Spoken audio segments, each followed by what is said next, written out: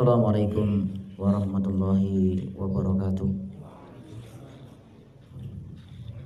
Alhamdulillah nahmaduhu wa nasta'inuhu wa nastaghfiruh wa na'udzu billahi min shururi anfusina wa min sayyiati a'malina. May yahdihillahu fala mudilla lahu wa may yudlilhu fala hadiya lahu. Asyhadu an la ilaha illallah wa asyhadu anna Muhammadan abduhu wa rasuluh. Allahumma shalli ala Muhammad wa ala ali Muhammad kama shallaita ala Ibrahim wa ala ali Ibrahim innaka Hamidum Majid. Wa barik ala Muhammad wa ala ali Muhammad kama barakta ala ali Ibrahim fil alamin innaka Hamidum Majid. Qala Allah Ta'ala, ya ayyuhalladzina amanu taqullaha haqqa tuqatih wa la tamutunna illa wa antum muslimun. Wa qala, ya ayuhan nasu taqu rabbakum alladhi khalaqakum min nafsin wahidah wa khalaqa minha zawjaha wa batha minhuma rijalan katsiran wa nisaa wa taqullaha alladhi tasaaluna bihi wal arham innallaha kana 'alaikum raqiba. Amma ba'd. Qala fa inna asdaqal hadisi kitabullah wa inna khairal hadi hadi Muhammadin sallallahu alaihi wa ala alihi wasallam wa syarrul umuri muhdatsatuha fa inna kulla muhdatsatin bid'ah fa inna kulla bid'atin dhalalah wa kulla dhalalatin finnar. Ikhwani fi din, a'azzanallahu wa iyyakum ajma'in. Pertama-tama mari kita senantiasa memanjatkan puji syukur kita kepada Allah Azza wa Jalla, di mana di pagi hari yang cerah ini Allah Subhanahu wa taala masih memberikan kesempatan kepada kita untuk sekedar mengisi perbekalan kita untuk menuju Allah Subhanahu wa taala, untuk menjalani perjalanan yang sangat panjang, yaitu perjalanan untuk mendapatkan ridha Allah Subhanahu wa taala yang tujuan akhirnya adalah surganya Allah Subhanahu wa taala. Dan kita juga berterima kasih kepada Allah Subhanahu wa taala atas nikmat-nikmat yang sangat banyak, terutama dua nikmat yang dikatakan oleh Rasulullah Muhammad sallallahu alaihi wasallam, nikmatani maqbunun fiha katsirun minan nasi as-sihah wal faragh. Ada dua nikmat di mana banyak sekali manusia lalai, manusia lupa, manusia seringkali tidak menggunakannya dengan baik, yaitu nikmat sehat dan nikmat waktu luang. Para ulama mengatakan al-faragh di sini adalah al-hayatu fid dunya. Hayatuka fid dunya. Hidup Anda di dunia inilah hari Anda luang. Jadi tatkala kita sudah masuk ke dalam kehidupan berikutnya, kita sudah tidak ada waktu lagi untuk memperbaiki diri kita, untuk sekedar menambahkan sujud kita kepada Allah, untuk menambahkan zikir kita kepada Allah Subhanahu wa taala. Maka dari itu pantas bagi kita untuk senantiasa memanjatkan puji syukur kita tatkala Allah Azza wa Jalla masih berikan kesempatan ini. Berikutnya, saya berterima kasih kepada seluruh jajaran panitia yang telah memberikan waktu kepada saya untuk memberikan sedikit ilmu yang ada pada pribadi saya dan juga untuk menularkan kepada kawan-kawan yang ada di sini. Insyaallah tema kita pada hari ini adalah menuntut ilmu adalah salah satu jalan untuk menuju surga. Kita akan mengambil satu hadis dari Rasul alaihi salatu wasallam yang disampaikan oleh Katsir Ibnu Qais. Mungkin antum lebih kenal yang diriwayatkan oleh Imam Muslim. Kami menyampaikan dari yang diriwayatkan oleh Imam Ahmad, Abu Dawud, Imam At-Tirmidzi, Ibnu Majah dan Ibnu Hibban, dan juga Imam Ad-Darimi di dalam kitab Sahih beliau. Qala kuntu ma'a Abu Darda fi masjid Dimashq. Katsir Ibnu Qais beliau mengatakan, adalah saya bersama Abu Darda di satu masjid di Damaskus. Ini sebagian antum harus nyatat, nanti ada pertanyaan. Siapa tahu ini masuk pula ya poin ini ya. Bagi yang apa Faja'a rajulun, maka datanglah seorang laki-laki. Di sini baru mulai hadis ini akan masuk ya. Faja'a rajulun faqala ya Aba Darda, inni ji'tuka min madinati Rasulillah sallallahu alaihi wasallam. Wahai Abu Darda, sesungguhnya aku datang dari negerinya Rasul alaihi salatu wasallam, dari kotanya Nabi alaihi salatu wasallam, Madinatul Munawwarah, dari Madinah ke Damaskus. Ikhwani fid din, azanallahu wa iyyakum ajma'in. Tahukah Anda jaraknya berapa? Ada yang tahu jaraknya?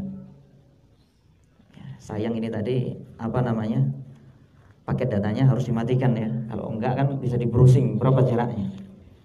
Alhamdulillah kita sudah jumpai jarak antara Madinah ke Damaskus, Syria, yaitu kurang lebih 1324 km. Di sini yang paling jauh dari mana, Pak? Dari Subulus Salam. Jarak tempuhnya berapa jam? 2 jam. Jalannya sudah baik katanya. Ya. Kalau di zaman itu dari Madinah menuju Syam, Damaskus, 1324 km mereka mengendarai unta.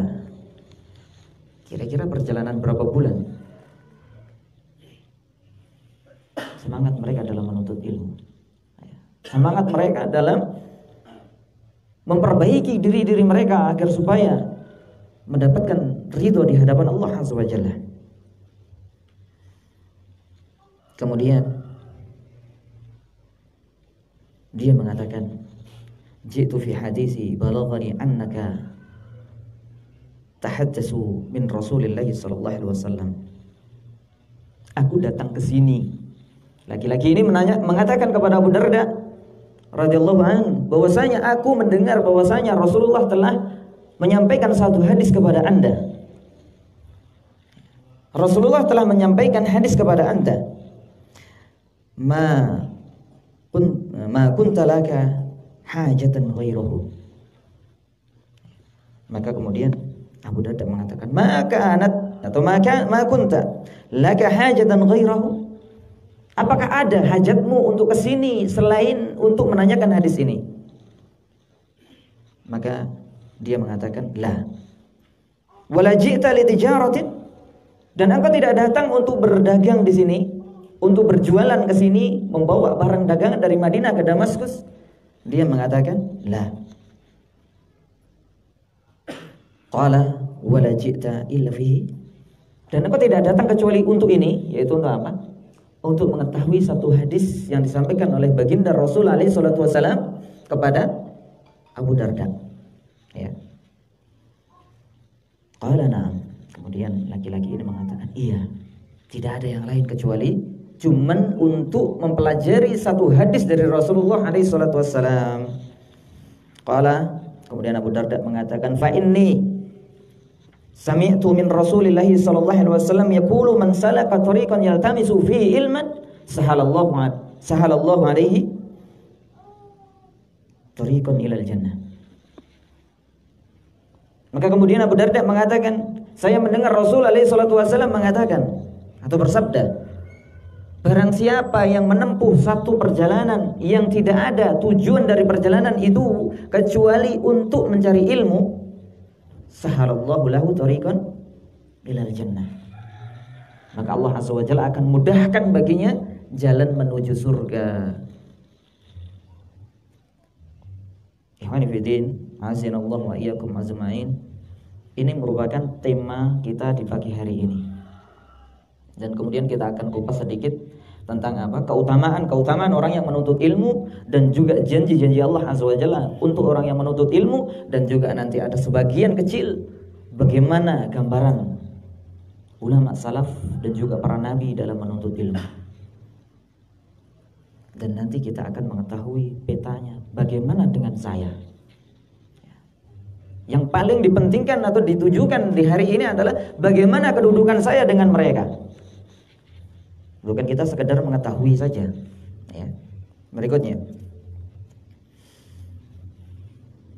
wa innal malaikata latadhi'u janahatiha li talibil ilmi. Ya. Dan benar-benar para malaikat meletakkan sayap-sayap mereka li talibil ilmi ridon bima yasna'u. Mereka ridho dengan apa yang mereka lakukan. Mereka senang dengan apa yang dilakukan oleh sebagian manusia yang menuntut ilmu, memperbaiki dirinya, memperbaiki agamanya, memperbaiki akhlaknya, memperbaiki akidahnya, dan memperbaiki muamalahnya kepada Allah Azza wa Jalla. Wa innal 'alima la yastaghfiru lahu man fis samawati wa man fil ardi. Dan sesungguhnya orang-orang yang berilmu, alim, la yastaghfiranna lahum man fis samai wa man fil ardi. Rasul katakan benar-benar orang yang ada di langit, para penduduk langit dan para penduduk bumi semuanya benar-benar memintakan ampun kepada Allah Azza wa Jalla bagi orang yang alim, bagi orang yang paham kepada agamanya. Tidakkah mau kita untuk mendapatkan doa mereka? Apakah kita tidak perlu untuk mendapatkan doa dari mereka? Tentu jawabannya kita sangat perlu istighfar mereka, permintaan ampun mereka kepada kita.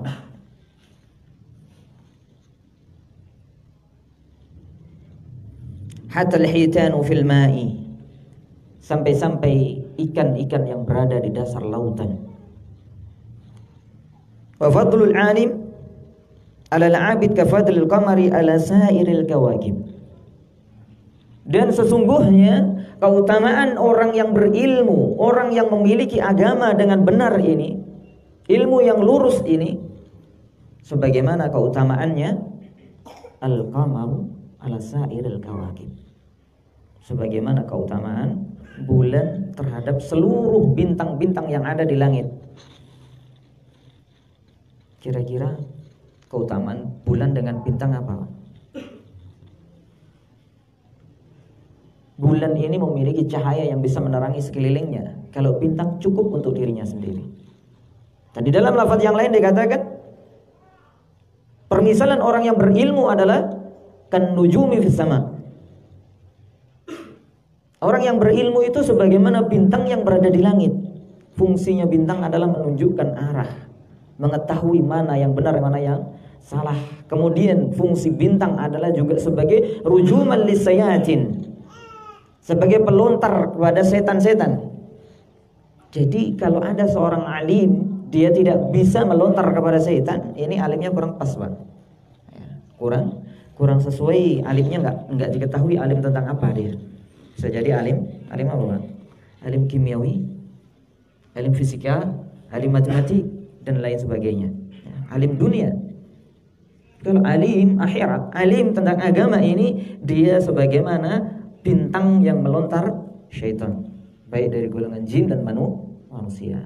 Para penentang sunnah, para penentang kebenaran, mereka akan risih dengan adanya pelontar-pelontar ini. Berikutnya kita sampaikan dulu, kita selesaikan satu hadis ini. Wa inal ulama warasatul anbiya. Dan sesungguhnya para ulama, dia adalah pewaris-pewaris para nabi. Wa inal anbiya lam yurisu dinaran wala dirhaman. Dan sesungguhnya para nabi tidak mewariskan dinar dan dirham, tidak mewariskan emas dan perak yang bisa digunakan untuk kehidupan dunia. Innama warasul ilma wa man akhadaha ahada bihadzin wa firin. Dan sesungguhnya para nabi dan para rasul, mereka mewariskan ilmu. Barang siapa yang mengambilnya, sungguh dia telah mengambil jatah yang sangat banyak. Jadi ikhwani fiddin, azianallahu wa iyyakum ajma'in, bahwasanya kalau seandainya para nabi, para rasul mewariskan dinar dan dirham, niscaya kita di zaman ini masih kebagian enggak, Pak? Ini salah satu apa? Salah satu apa yang tersembunyi dari hadis ini. Kalau diwariskan oleh nabi, oleh rasul, dinar dan dirham walaupun sebesar gunung misalkan, banyaknya jumlah apa tadi? Harta tadi, kira-kira antum atau kita dapat bagian berapa sekarang? Udah 1440 tahun yang lalu Rasul meninggalkan kita. Ya, berikutnya Saya sampaikan lagi satu hadis dari Anas bin Malik radhiyallahu anhu. Beliau mengatakan, telah bersabda Rasulullah sallallahu alaihi wasallam, "Talabul ilmi fardhatun ala kulli muslimin." Mencari ilmu itu kewajiban bagi setiap kaum muslimin. Dan di sini para ulama membagi menjadi al-ilmu fardhu kifayatun wa fardhu ainin. Yang akan lebih kita tekankan di sini adalah fardhu ainnya. Untuk setiap manusia, untuk setiap kaum muslimin, mereka memiliki fardhu ain, mereka memiliki kewajiban pribadi-pribadi untuk menuntut ilmu ini. Ilmu apa aja kira-kira? Ada yang tahu? Yang pertama, yakni al-ilmu muammalati abdi li rabbih, yaitu ilmu tentang muamalahnya seorang hamba kepada Tuhannya. Seorang manusia kepada penciptanya, bagaimana cara muamalahnya, bagaimana cara mengibadahinya, bagaimana cara mengagungkan Allah Azza wa Jalla, bagaimana dia memahami syariat-syariat yang telah disampaikan oleh Allah Azza wa Jalla kepada umat manusia. Ini ilmu yang wajib dipahami oleh setiap manusia, gak bisa diwakilkan. Kalau diwakilkan kira-kira gimana? Yang tahu cuma aneh aja misalkan, semuanya gak tahu. Apakah tatkala ilmu tersebut saya ketahui sendiri fardhu ain tadi bisa bermanfaat bagi antum? Niscaya nggak bermanfaat. Ya. Jadi ilmu syar'i ini adalah ilmu yang wajib dipahami oleh setiap kaum muslimin atau setiap hamba Allah yang mengaku beriman kepada Allah Subhanahu wa taala. Ya. Muamalah dia kepada Rabb-nya, mengenalnya dia kepada Allah, mengenalnya kepada Rasul, mengenalnya dia kepada agama ini dengan baik, dengan dalil semuanya, sebagaimana yang diringkaskan dalam satu kitab Usulus Salasah, di mana 3 pertanyaan yang akan ditanyakan oleh malaikat di dalam liang kubur kita nanti, alam barzah setiap kaum muslimin, tentang siapa Allah, siapa Nabi, bagaimana agama ini. Apakah cukup kita menjawab dengan lisan kita? Allah, itu tidak akan cukup. Itu tidak akan cukup. Sebagaimana ilmu akidah, ka'akidati wal fikhi, ya. Sebagaimana ilmu yang mengenai pembelajaran akidah, pembelajaran hukum-hukum akidah, hukum-hukum tauhid, hukum-hukum keimanan kita kepada Allah Azza wa Jalla seluruhnya. Baik nanti tauhid Anda kepada Allah Azza wa Jalla dalam rububiyahnya, dalam uluhiyahnya, dalam asma wa sifatnya, ini nggak boleh terluput sama sekali. Kalau ada yang terluput satu saja, niscaya seorang manusia tersebut tidak sempurna mengabdi kepada Allah Azza wa Jalla. Yang semuanya itu diambil dari kitab was sunnah. Jadi harus dari Alkitab was sunnah ala fahmi salaful ummah. Kemudian Syekhul Islam di sini menyampaikan keterangannya, wa talibul ilmi syar'i fardun ala kifayatin. Mempelajari ilmu syar'i ini wajib untuk setiap manusia, setiap yang berjiwa, setiap yang mengaku muslim. Sehingga mereka tidak akan terjerumus kepada taklid buta, kepada beribadah dengan dhonnya. Bahkan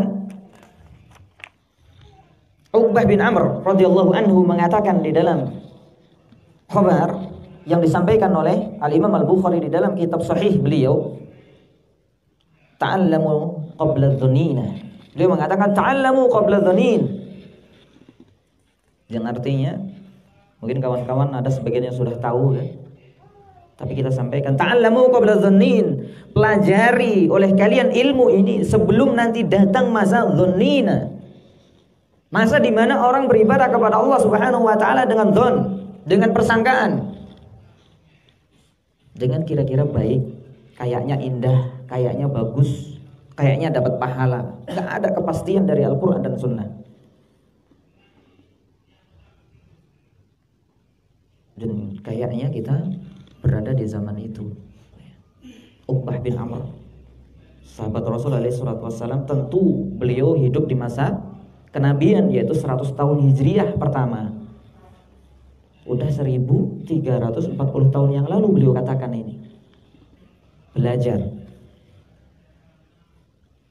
Karena seorang manusia tidak akan pernah mengetahui bagaimana dia beribadah kepada Allah, mengenal Allah dan lain sebagainya kecuali dengan belajar. Dan manusia tidak dilahirkan dalam keadaan berilmu. Semuanya dituntut dan wajib untuk belajar. Ya. Kemudian berikutnya akan kita sampaikan dari surah At-Taubah. Perintah dari Allah Azza wa Jalla agar supaya sebagian kaum muslimin betul-betul menuntut ilmu untuk apa? Untuk mengajari kaumnya. Di dalam surah Taubah 122, falaula nafaran min kulli firqatin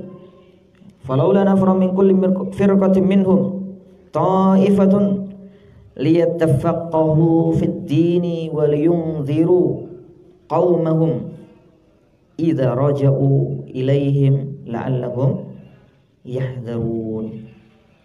Yang artinya kurang lebih, maka seandainya ada sebagian kecil dari setiap kelompok tersebut, setiap kelompok mujahid tersebut yang dikirim oleh pemerintah untuk membuka negeri-negeri yang masih berada di dalam cengkraman kaum-kaum kufar, Taifah, ada sedikit sekelompok kecil yang mereka belajar memahami agamanya dengan baik, ya.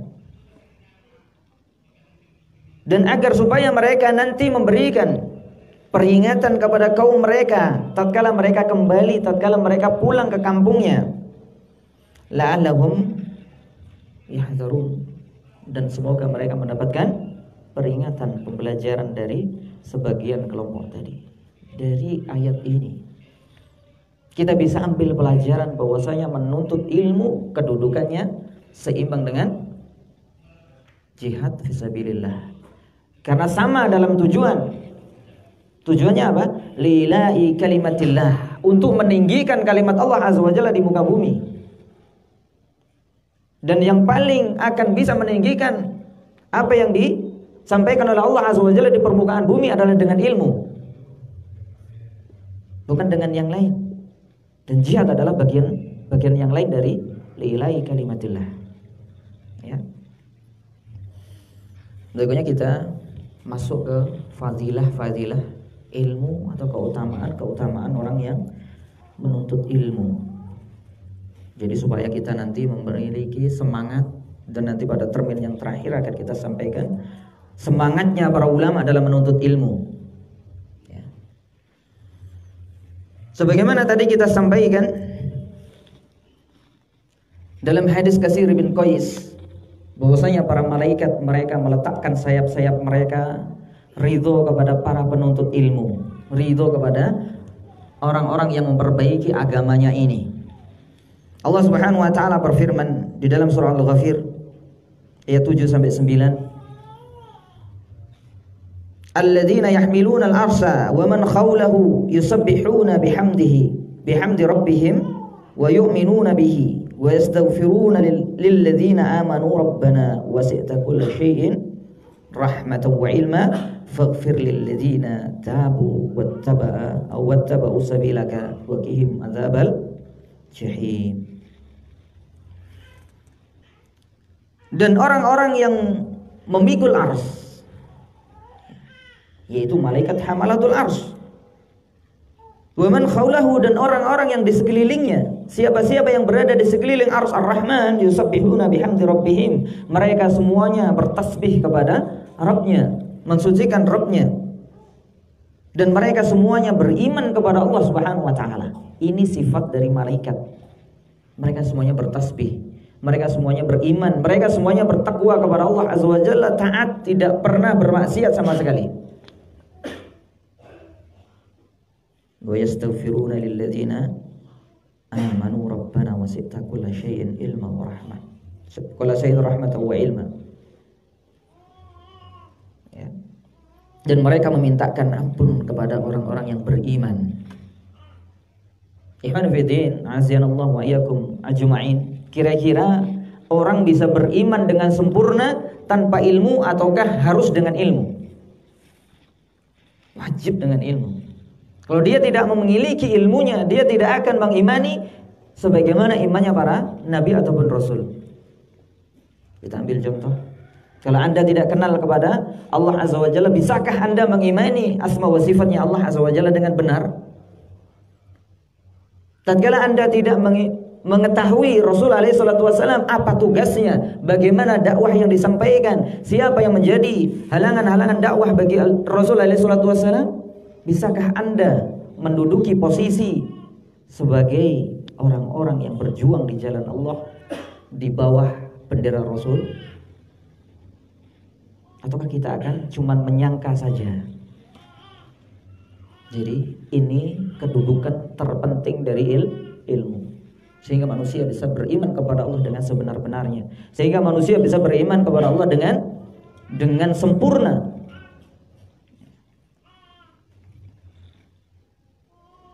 Rabbana wasi'ta kulla syai'in rahmatan wa ilma. Wahai Rabb kami yang meluasi kepada seluruh sesuatu rahmatmu dan ilmumu. Keyakinan bagi setiap kaum mukminin bahwasanya Allah Azza wa Jalla sampai kepada segala sesuatu ilmu dan pengetahuannya. Dan juga rahmat dari Allah Azza wa Jalla. Tidak terkecuali, gak ada satu butir pun pasir atau satu butir pun atom yang ada di alam semesta ini kecuali Allah tahu. Dimanapun dia berada, bagaimanapun bentuknya, bagaimanapun ukurannya, bagaimanapun cara kerjanya, dan seberapa umur dia di alam semesta, Allah Azza wa Jalla tahu.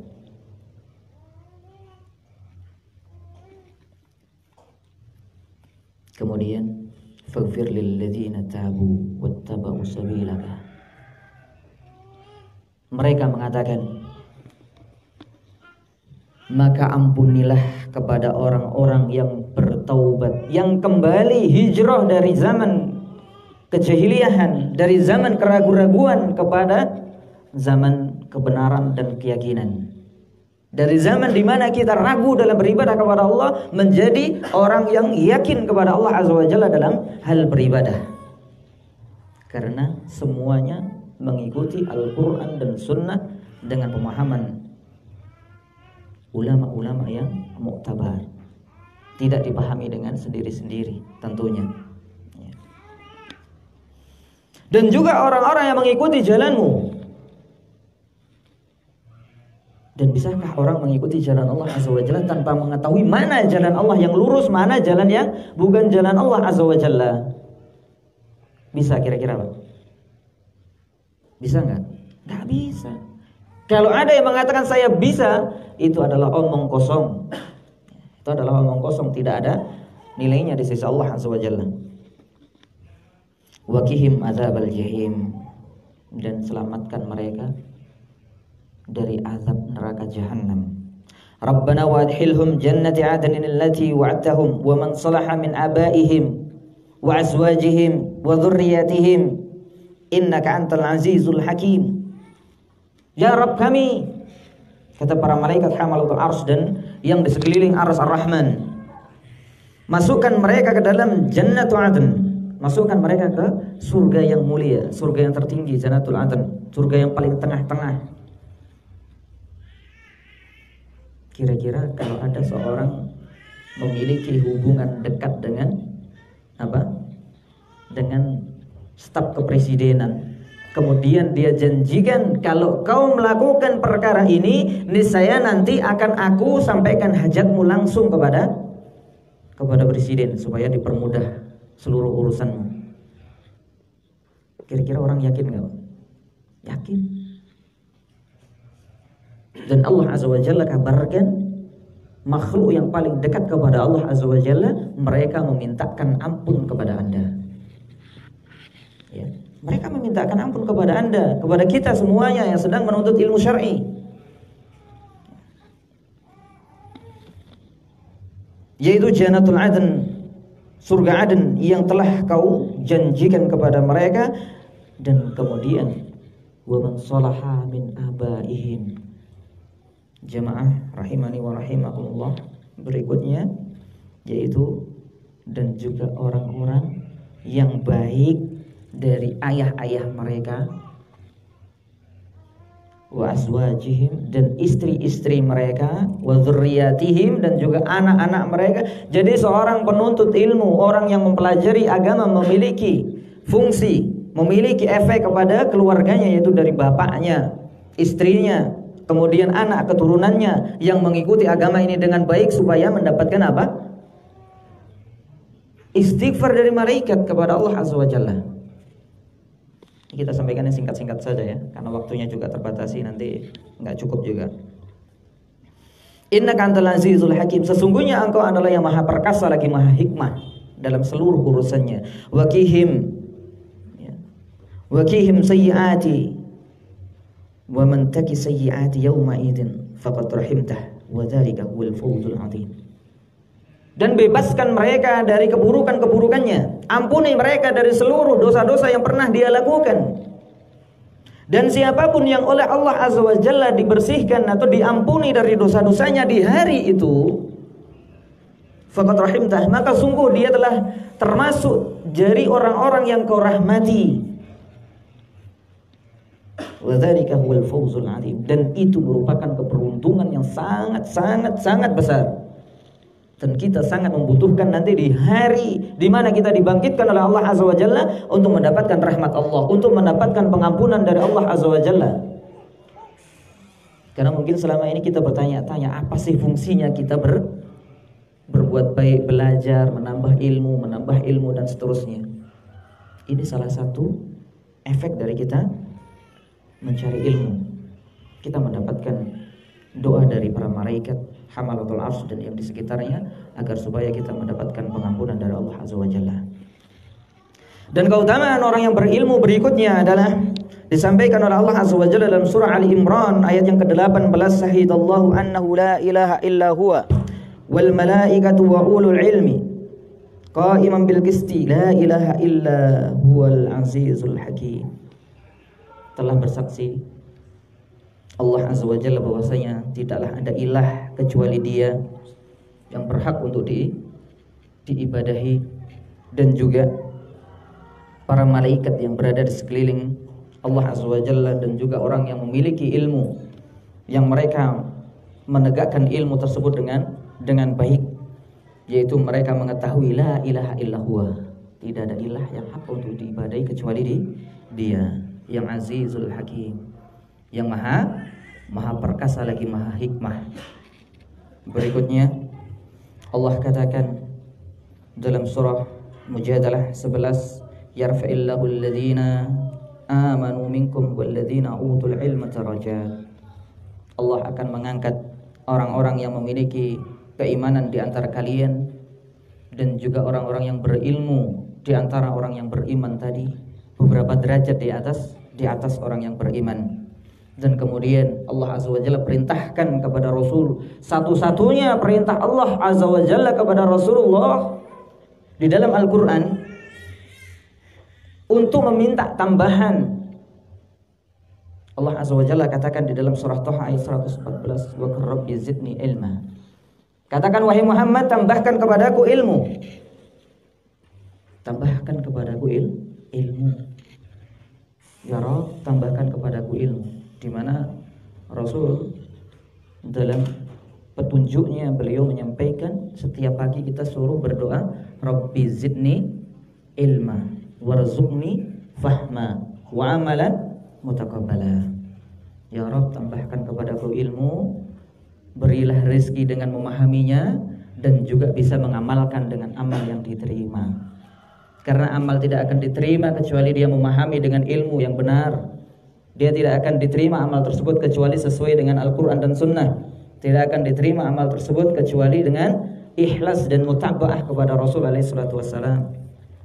Jadi semuanya harus dengan ilmu.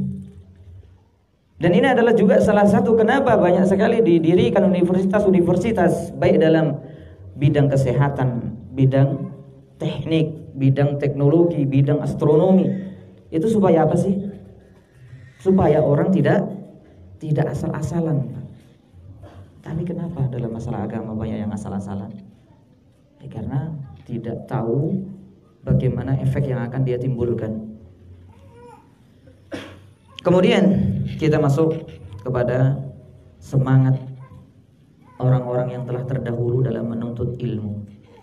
Salah satunya disampaikan oleh Allah Azza wa Jalla dalam surah Al-Kahfi ayat yang ke-60. Wa idh qala Musa li fatahu la abrahu hatta ablugha majma'al bakhraini wa amdi hububa. Yang artinya kurang lebih, dan tatkala berkata Musa alaihi salatu wassalam kepada pemudanya, kepada kawan perjalanannya, la abrahu, kita benar-benar tidak akan berhenti, tidak akan beristirahat kecuali sampai datang ke pertemuan dua lautan, atau kita akan berjalan selama hidup kita. Untuk apa ini? Untuk mencari ilmu, untuk bertemu dengan Khidir. Antum tahu siapa Musa? Sebagaimana kita ketahui, Nabiullah Musa alaihi salatu wasalam adalah pemimpin Bani Israel. Beliau adalah salah satu ulul azmi minar rasul, dan beliau adalah kalimur rahman yang diajak berbicara langsung oleh Allah Azza wa Jalla. Beliau masih melakukan perjalanan, menaiki perahu, berjalan di daratan, mencari orang yang memiliki ilmu yang beliau tidak ketahui. Dan ilmu ini diambil dari siapa? Dari Khidir. Siapa beliau? Beliau adalah abdun solih, ya. Ini yang rajih bahwasanya beliau adalah seorang hamba yang solih, seorang nabi ulul azmi yang dipilih oleh Allah Azza wa Jalla untuk berbicara langsung dengannya, masih belajar kepada hamba yang solih.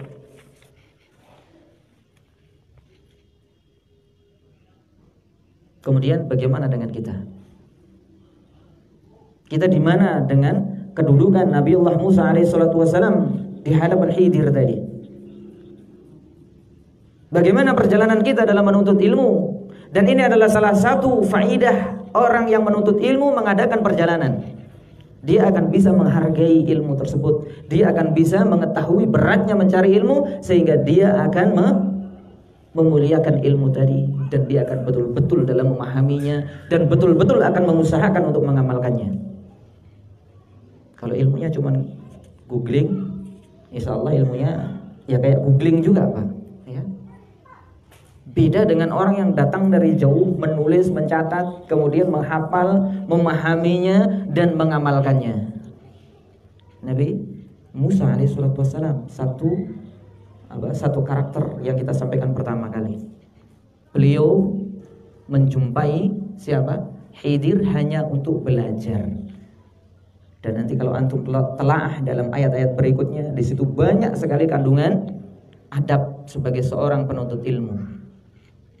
Bagaimana mereka menuntut ilmu. Kemudian kita sampaikan dari kelompok sahabat, sebagaimana tadi kita sampaikan, orang yang berjalan, seorang laki-laki berjalan dari Madinatul Rasul ke Damaskus, Syria, dalam perjalanan menuntut ilmu, yaitu satu hadis dari Nabi alaihissalam, man salaka tariqan yaltamisu fihi ilman sahalallahu lahu tariqan ilal jannah. Ini diambil dari mana? Dari perjalanan Madinah ke Damaskus, Syria, 1324 km, ya. Insyaallah ini yang paling jauh dari Medan, Pak, ya. Dari Medan 140 kilo, Pak. Nanti kalau dipanggil siapa yang paling jauh, saya, Pak, dari Riau, Pak. Nah, gitu. Saya start dari Riau, udah berapa, satu hari satu malam perjalanan pakai bus, ya kan? Orang dulu pakai onta. Bahkan Jabir bin Abdullah mengatakan bagaimana saya akan mempersiapkan perbekalan, mempersiapkan kendaraan saya, unta saya untuk apa? Untuk belajar, untuk berjalan menuju Mesir, hanya untuk menuntut satu hadis yang dia tidak jumpai dari Rasulullah SAW. Nah, kita datang ke sini, misalkan datang ke Medan dari Sidikalang atau Subulus Salam, beberapa hadis yang disampaikan oleh para ulama di sana, para ustadz-ustadz kita banyak, Pak. Tapi kenapa kita nggak paham? Kenapa kita nggak apa, Pak? Nggak bersemangat dalam menghargai ilmu tadi, karena kurang berat perjuangannya. Kemudian dari Yasar bin Jarir Ibn Hayyan bahwasanya ada seorang laki-laki yang mengendarai satu kendaraan ke Mesir, mengendarai unta ke Mesir, fi hadal hadis, untuk mencari satu hadis ini. Walam yahillu rihlahu hatta raja, dan belumlah sampai beristirahat tuh kendaraannya langsung balik. Ini menunjukkan apa? Sebagaimana hadis dari siapa tadi? Dari Kasir bin Qais, bahwasanya mereka berjalan itu cuman untuk ilmu. Belum sempat kendaraannya berhenti istirahat sebentar, belum sempat balik lagi ke Madinah. Padahal dari Madinah ke Mesir 1 bulan. Perjalanan berapa kilometer? Berapa kilometer? Hah? 1.300. Berapa? 1.324. Orang aneh tanya dari Madinah ke Mesir kok. Antum ini itu tadi dari Madinah ke Damaskus ya. 914 km 1 bulan Pak perjalanan. 914 km 1 bulan perjalanan naik unta. Belum sempat untanya istirahat, tatkala sudah mendapatkan hadis langsung balik. Ini menunjukkan apa? Tidak ada tujuan lain kecuali hanya untuk menuntut ilmu, mencari hadis dari Nabi SAW. Hadisnya apa? Hadisnya adalah man sataral mu'mina, man satara ala ahihi fid dunya satarallahu lahu fil akhirah. Kita sudah tahu Pak, langsung di browsing internet langsung ketemu. Enak sekarang. Tapi ngamalinya berat. Kenapa? Karena itu tadi perjuangannya tidak berat, tidak sebagaimana perjuangan orang dulu. Barang siapa yang menutupi aib saudaranya, maka Allah Azza wa Jalla akan tutupi aibnya di akhirat kelak. Ini rihlah mereka banyak disampaikan oleh para ulama, tidak dikatakan siapa orangnya, akan tetapi salah satu mengatakan dia adalah Jabir ibnu Abdillah. Benar-benar berjalan menaiki unta 1 bulan. Jabir bin Abdullah siapa? Sahabat Nabi yang mulia alaihi salatu wassalam, masih menuntut ilmu. Antum sahabat siapa? Sahabatnya Fulan bin Fulan Pak. Luar biasa. Kenapa kita jadi malas untuk menuntut ilmu? Padahal ini adalah salah satu jalan agar supaya kita mendapatkan ridha dan rahmat Allah, agar supaya kita mendapatkan jalan terbaik untuk menuju surga. Karena ada jalan-jalan yang menuju surga tapi tidak terbaik. Orang yang terbaik, jalan terbaik menuju surga adalah yang bagaimana? Orang yang diselamatkan dari api neraka dan dimasukkan ke dalam surga tanpa melalui neraka. Dan ada orang yang melalui neraka dulu. Maka kita mencari jalan yang paling baik, jalan yang paling selamat, jalan yang paling singkat untuk menuju surga, yaitu mengikuti Allah dan Rasulnya dengan pemahaman yang benar. Kemudian telah berkata Sayyid Ibnu Musayyib, inni kuntu al-asiru al-ayyamu wa layalin fi talibil hadis al-wahid. Sayyid Ibnu Musayyib mengatakan, sesungguhnya aku berjalan siang dan malam, 1 siang dan 1 malam hanya untuk mencari 1 hadis saja. Yang perjalanannya 1 malam, 1 hari 1 malam nggak ada di sini ya. Insyaallah nggak ada, setengah hari mungkin ya. Cuman mencari 1 hadis saja. Ya. Jadi tatkala kita melihat perjuangan mereka, bahkan Imam Malik rahimallahu taala rela menjual atap rumah beliau untuk mencari ilmu. Ketika ilmu tersebut membutuhkan biaya, dan biaya sudah tidak bisa dikeluarkan kecuali dengan menjual aset-aset yang ada dalam miliknya. Dan bahkan mereka ada sebagian yang tidak makan 2 hari 2 malam, bahkan mereka seperti itu dalam menuntut ilmu. Antum, kita bagaimana? Kita dekat, insya Allah konsumsi ada, disediakan. Gak ada ceritanya kita kelaparan dalam menuntut ilmu. Tapi kenapa jiwa kita masih malas? Kenapa diri-diri ini masih berat untuk melakukan perjalanan tersebut? Kemudian berkata Al-Auza'i, kharajtu ila Hasan wa Ibnu Sirin fawajadtu Al-Hasan qad mata. Wa wajadtu Muhammad ibn Sirin maridan fadakhalna alaihi atau fadakhaltu alaihi na'udu famakasa ayyaman thumma mata. Ada sebagian ulama di antaranya Al-Imam Al-Auza'i, semangat beliau dalam menuntut ilmu sampai-sampai tatkala beliau belum sampai ke tempat gurunya Al-Hasan, gurunya sudah meninggal dunia. Ya. Beliau mengatakan, aku keluar menuju tempatnya Al-Hasan dan juga Ibnu Sirin, dan aku menjumpai Al-Hasan Al-Basri, sungguh beliau telah meninggal dunia. Antum sekarang misalkan mau belajar ke mana, Pak? Kemana, Ahi? Ke Medan, ke Banda Aceh, mungkin bahkan sampai ke Jawa, ke Madinah. Insya Allah mereka masih hidup semua. Nah, di sini Al-Auza'i mengatakan, saya berjalan ke tempatnya Al-Hasan Al-Basri, sungguh saya mendapati beliau sudah meninggal dunia. Dan ilmu ini oleh Allah Azza wa Jalla tidak akan diambil oleh Allah Azza wa Jalla dengan satu kali ambil, yaitu hilang dari dada-dada para ulama. Akan tetapi yanziul ilma biqabdil ulama, dicabut ilmu dari muka bumi dengan diwafatkannya para ulama. Sehingga dikatakan oleh Ibnu Umar bahwasanya mauti alimi wahidin ahwanu indallahi min mauti alfi abdin salihin. Meninggalnya satu orang yang berilmu kepada agama ini